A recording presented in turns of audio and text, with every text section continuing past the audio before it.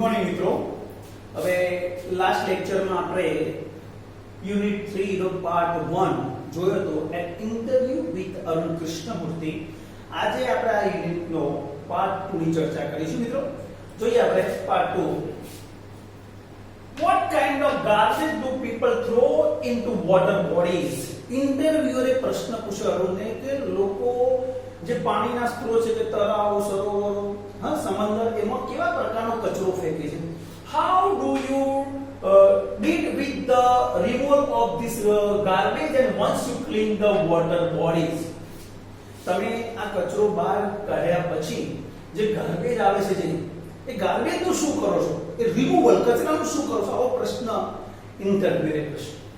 Everything from a diaper to worn out slipper. કોઈ કેવા પ્રકારનો કચરો મળે છે કે તો એમ કે ડાયપર, બારોતિયા, છોકરાની ચડ્ડીઓ અને ઘસાયેલા સ્લીપર પણ મળે કચરામાંથી. We find everything in our lakes. આ સરોવરમાં બધું જ મળે. From diaper to worn out slippers. This is so disturbing. આ બધું પર્યાવરણને એમ કે ડિસ્ટર્બ કરે છે because it is water and water is the basis of life. આ બધું પાણીમાંથી મળે અને ડિસ્ટર્બ કર્યું છે. પાણી એટલે શું કહેવાય ભાઈ? બેઝિસ ઓફ લાઈફ, જીવનની પ્રાથમિક જરૂરિયાત કહેવાય. અને એ પ્રાથમિક જરૂરિયાત જ જો પ્રદૂષિત હોય તો ઘણા બધા પર્યાવરણના પ્રશ્નો અને આપણા હેલ્થના પ્રશ્નો ઊભા થઈ શકે છે. how can we not care for the water body? તો આપણે આ પાણીના સ્ત્રોતોનું એમ કે જતન અથવા રક્ષણ કેમ ના કરી શકીએ? we use this garbage for landfill with no or minimal exposure to the outside environment. હવે જે કચરો એમ કે અમને વોટર બોડીઝ માંથી મળતો હતો, એ કચરાનો ઉપયોગ અમે ખાડા ભરવામાં, જે ખાડાઓ હોય પણ એની અંદર નાખી દેતા, ખુલ્લામાં જ્યાં ત્યાં કચરો અમે એનો ડિસ્પોઝ કરતા નહોતા, જેથી કરીને પર્યાવરણના પ્રશ્નો ઊભા થાય નહીં. We ensure that the lake area and water holding are free of garbage. અમે ધ્યાન રાખતા હતા કે જે પાણીના સ્ત્રોતો છે એ ગાર્બેજ ફ્રી હોવા જોઈએ, કચરાથી મુક્ત હોવા જોઈએ, so that birds, frogs and snakes can live in peace. જેથી કરીને એ જળચર જીવો અને જે પ્રાણીઓ, પક્ષીઓ એ સુખેથી ત્યાં રહી શકે. What did they find in the lake? સરોવરમાં શું મળતું હતું? They found a diaper to worn out slipper in the lake. What do they ensure? What do they ensure? They ensure that the lakes area and water holdings are free of garbage, so that birds, frogs and snakes can live in peace. Waste means garbage, કચરો. Which living things are mentioned here? અહીંયા કયા સજીવોનો ઉલ્લેખ કરવામાં આવે છે? living things. So birds, frogs and snake. Okay. Next paragraph જોઈએ મિત્રો. શું કહે છે? How many days does it take to clean a large lake? ઇન્ટરવ્યુઅરે પ્રશ્ન પૂછ્યો કે તમને મોટું સરોવર હોય તો એને સ્વચ્છ કરતા કેટલો સમય લાગતો? Do you use a special equipment for cleaning and safety? તમે આ સરોવર કે વોટર બોડીઝને સાફ કરવા માટે કોઈ ખાસ પ્રકારના સાધનો વાપરતા હતા અને તમારી સેફટી માટે કોઈ વસ્તુનો ઉપયોગ કરતા હતા? હવે અરુણ શું જવાબ આપે છે? Depending on the size of the lake and the amount of garbage. હવે કેટલા દિવસ લાગે સરોવર સાફ કરતા હતા, વોટર બોડી સાફ કરતા? તો એનો જવાબ અરુણ શું આપે છે કે એનો આધાર તો સરોવરના કદ ઉપર અને એમાં રહેલા કચરા ઉપર છે. સરોવર મોટું, કચરો વધારે તો વધારે દિવસ લાગે. સરોવર નાનું હોય તો વોટર બોડીઝ નાનું હોય, કચરો ઓછો તો ઓછો સમય લાગે. It can take anywhere between 5 days and 3 months to completely clean a lake. આખા સરોવરને કમ્પ્લીટલી ક્લીન કરતા અમને કેટલો સમય લાગતો? 5 દિવસથી 3 મહિના સુધીનો સમય લાગતો. કોઈ 5 દિવસમાં પતી જાય, કોઈ એવું સરોવર મોટું હોય, કચરો હોય તો 3 મહિના પણ થાય, પણ 5 થી 3 મહિનાની વચ્ચે મારું કામ પૂરું થઈ જતું એમ કે. We have our tools like racks and spades.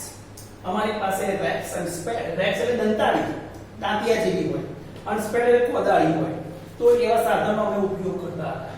How much time do they take to clean the lake? They take 5 days to 3 months to clean the lake. What tools do they use to clean the lake? કેવા પ્રકારના સાધનનો ઉપયોગ કરે?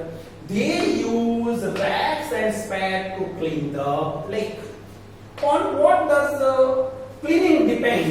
આ cleaning શેના ઉપર આધાર રાખતો છે? The cleaning depend on the size of the lake and the amount of garbage. Next paragraph જોઈએ મિત્રો. What kind of protective gear do you use? તમે કેવા પ્રકારનો રક્ષણાત્મક કોટ વાપરતા તો ઉપયોગ કરતા? Can you describe the cleaning process between અને તમારે જે ક્લીનિંગ પ્રોસેસ તમે સાફ કરતા હતા એ પ્રવૃત્તિ ટૂંકમાં વર્ણન કરશો? આ ઇન્ટરવ્યુઅર પૂછે તો અરુણ જવાબ આપે છે. We wear nose mask. Mask પહેરતા, sanitary gloves, and carry racks and spade with which we collect the garbage and dump it into collection bucket. અમે ગ્લોવ્સ પહેરતા, માસ્ક પહેરતા, પ્રોટેક્ટિવ ગિયર પહેરતા હતા અને કચરો કલેક્ટ કરવા માટે અમારી પાસે રેક્સ હતી અને રેક્સ થી બધો કચરો કલેક્ટ કરી અને બકેટ ની અંદર ટોપલામાં નાખતા. which are taken to the garbage trucks અને આ બકેટ ને ક્યાં લઈ જવાના? ગાર્બેજ ટ્રક સુધી. We also use heavy machinery like the earth movers and pocklaying to desal the lake and clear the weeds and shrubs that are harmful. અને સરોવર તો water body ની અંદર જે ઘાસ ઉગી હોય, નાના છોડવા ઉગ્યા હોય જે બિનજરૂરી હોય એ બધાને સાફ કરવા માટે અમે મોટા મોટા યંત્રોનો પણ ઉપયોગ કરતા, જેવા કે અર્થ મૂવર્સ અને પોકલેઇંગ. આવા સાધનોથી અમે સરોવરમાં રહેલા જે વીડ્સ એટલે વધારાનું ઘાસ હોય, શ્રબ્સ હોય, પ્લાન્ટ્સ હોય એને સાફ કરતા, જે સરોવર માટે નુકસાન કરતા, જે સરોવરમાં પ્રદૂષણ ફેલાવે છે. What kind of protective gear do they use? કેવા પ્રકારનો જે પ્રોટેક્ટિવ ગિયર they ઉપયોગ કરે? તો they use nose mask, sanitary gloves. They use nose mask and sanitary gloves. What kind of machinery do they use to clean the lake? કેવા પ્રકારની machinery તે સરોવરને સાફ કરવા માટે ઉપયોગ કરે? They use machinery like earth movers and pocklaying to clean the lake. Opposite to harmless is harmless નો જે opposite છે harmful, વિરોધી. harmless નુકસાન કરે તો નુકસાન કરે તો harmful. નેક્સ્ટ પેરેગ્રાફ જોઈએ મિત્રો. હવે ઇન્ટરવ્યુ પ્રશ્ન કરે. What is your opinion? Can children and young adults or do for the environment? Like do for એટલે કે તમારા મતે એમ કે બાળકો અને યુવાનોએ પર્યાવરણ માટે એમ કે શું કરવું જોઈએ? What could be a small beginning by all of us in the terms of protecting the environment? પર્યાવરણને બચાવવા, રક્ષણ કરવા માટે આપણે કેવા પ્રકારના નાના કામની શરૂઆત કરવી જોઈએ? આવો પ્રશ્ન ઇન્ટરવ્યુઅરોને પૂછો. શું પૂછ્યું?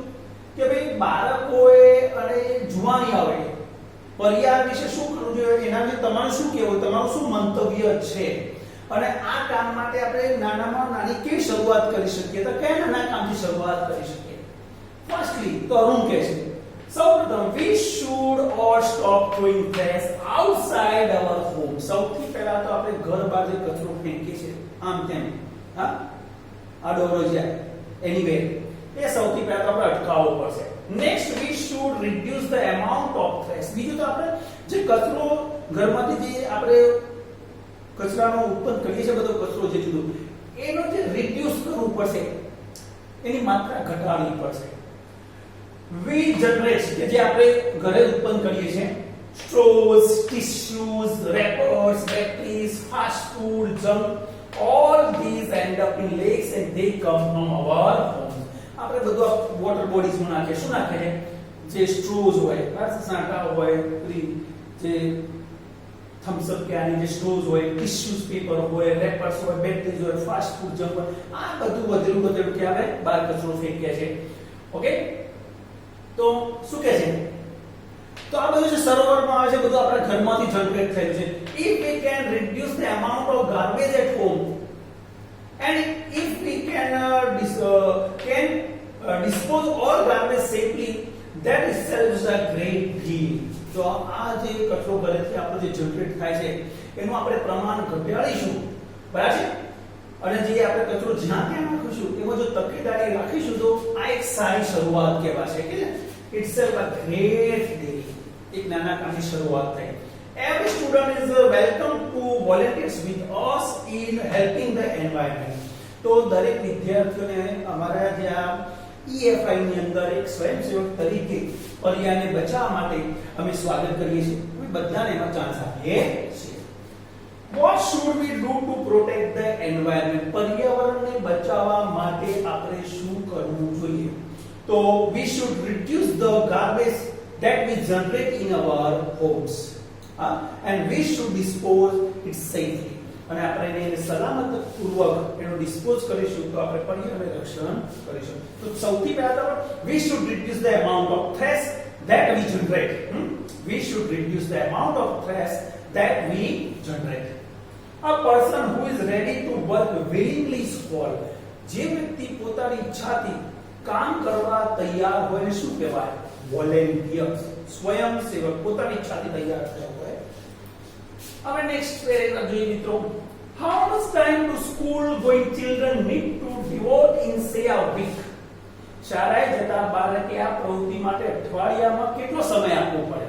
For an environment cause, પર્યાવરણ બાબતે પર્યાવરણના રક્ષણ બાબતે શાળાએ જતા બાળકે અઠવાડિયામાં કેટલો સમય આમાં આપવો પડે? અરુણ શું જવાબ આપે? 4 hours a weekend. અઠવાડિયાના 4 કલાક. That is 2 hours on Sunday and 2 hours on Saturdays. 2 કલાક રવિવારના 2 કલાક શનિવારના. This small beginning is more than enough to ensure large participants later. તો આ પ્રવૃત્તિમાં ઘણા બધા જે પાર્ટિસિપન્ટ જોડાય એના માટે આ નાની શરૂઆત ઇનફ છે કે પૂરતી છે. જો આટલા કામથી શરૂઆત કરીએ તો એમાં જે પાર્ટિસિપન્ટ વધશે એટલે કામ ઝડપથી થશે. What is more than enough? શું કહે છે? The small beginning is more than enough to ensure large participants later. To make sure means to ensure ખાતરી કરાવવી. Next paragraph જોઈએ મિત્રો. How can student and school join a fraternity? તો શાળાઓ વિદ્યાર્થીઓ તમારી આ મિત્રતા ભાતૃત્વની ભાવનાવાળી પ્રવૃત્તિમાં કઈ રીતે જોડાઈ શકે? Do you have any program to introduce your work to them? આ બાળકો સુધી તમારા કાર્યક્રમ પહોંચે એના માટે તમારું કોઈ આયોજન? અરુણ શું જવાબ આપે? Yes, we after fellowship to interested students. હા, અમે જે વિદ્યાર્થીઓ આમાં જોડાવા માટે આતુર હોય એવાને અમે આવકારીએ છીએ. Our program looks at young animal lovers, young wildlife photographers, filmmakers, theater artists and scientific researchers. જો અમારો પ્રોગ્રામ છે એ પ્રોગ્રામ ખાસ કરીને કોના માટે છે? હા, તો એનિમલ લવર્સ છે, પ્રાણી પ્રેમીઓ હોય, યંગ વાઇલ્ડલાઇફ ફોટોગ્રાફર્સ હોય, ફિલ્મ મેકર્સ હોય, ચલચિત્રો બનાવતા હોય, થિયેટર આર્ટિસ્ટ હોય, કલાકારો હોય, સાયન્ટિફિક રિસર્ચ હોય, વૈજ્ઞાનિકો જે સંશોધન કરતા હોય એ બધા માટે અમારો પ્રોગ્રામ છે કે we give them training in these areas. અમે અમારા જે પર્યાવરણ અથવા જે વોટર બોડીઝ ને ક્લીન કરવા માટે સૌથી પહેલા તમે બધા ટ્રેનિંગ આપીએ છીએ and get them actively involved in all our work. અને પછી એ બધા એક્ટિવ થઈ અને આ બધા અમારી પ્રવૃત્તિમાં જોડાય એ માટે અમે પ્રેરિત કરીએ છીએ. Our youngest volunteer is in class 3. અમારો સૌથી નાનો જે વોલન્ટિયર છે એ 3જા ધોરણમાં ભણે છે. કયા ધોરણમાં છે? 3જા ધોરણમાં. How old is the youngest volunteers? હવે 3જા ધોરણમાં ભણતો હોય વિદ્યાર્થી એટલે 8 વર્ષની ઉંમરનો હોઈ શકે, 8 થી 9 વર્ષની ઉંમરનો, હા, 7 થી 8 વર્ષનો. તો youngest volunteer is in class 3 and they might be 7 or 8 years old. For whom is the program very important? આ પ્રોગ્રામ કોના માટે વધારે રસપ્રદ છે? So this program is very important for young animal lovers, young wildlife photographers, filmmakers, theater artists, scientists and researchers. Okay, તો અહીંયા આપણો જે યુનિટ 3 અહીંયા પૂરો થાય છે આપણો. I hope you will like the lecture. હવે આપણે નેક્સ્ટ લેક્ચર યુનિટ 4 એમાં મળીશું. ત્યાં સુધી બધા મિત્રોને મારા જય શ્રી કૃષ્ણ. વિડીયો ગમ્યો હોય તો લાઈક કરજો, શેર કરજો અને સબસ્ક્રાઇબ કરજો. બરાબર મિત્રો?